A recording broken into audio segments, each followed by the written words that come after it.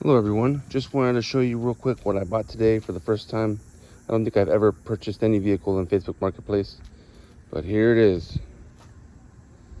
You might think it is a regular F-150, but then you go right around here, it's a flare side, 1995 to be exact. So I have been wanting a flare side for a very long time, and this one is in really good condition. Checked on the bottom, no rust. Air conditioning doesn't work, but it just needs charged. Other side is really good. It's just faded paint job, broken windows, normal stuff for sitting there for years. Missing symbol, but he did give me that one. It's in the driver's side. Interior is rough, definitely rough, but reeks of a Ford.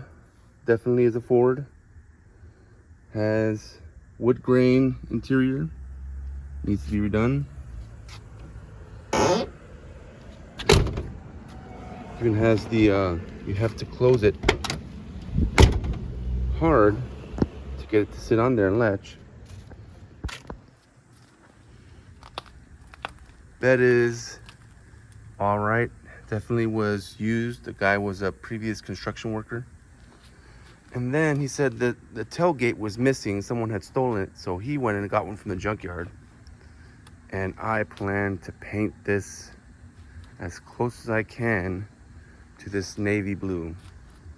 And I'm sure that it's not gonna match, but it's gonna be better than giant red.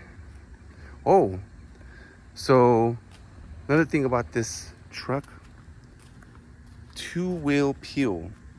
That's right. Not only is it a Ford F-150 flare side, it's two-wheel peel. You can check the other one right there too. Right over there. There's the mark. So you're probably thinking, this guy probably paid a bunch of money for it. I didn't.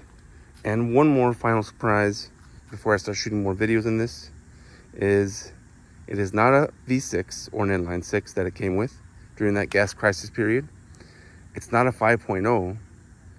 That's right, the 5.8 right before the big blocks.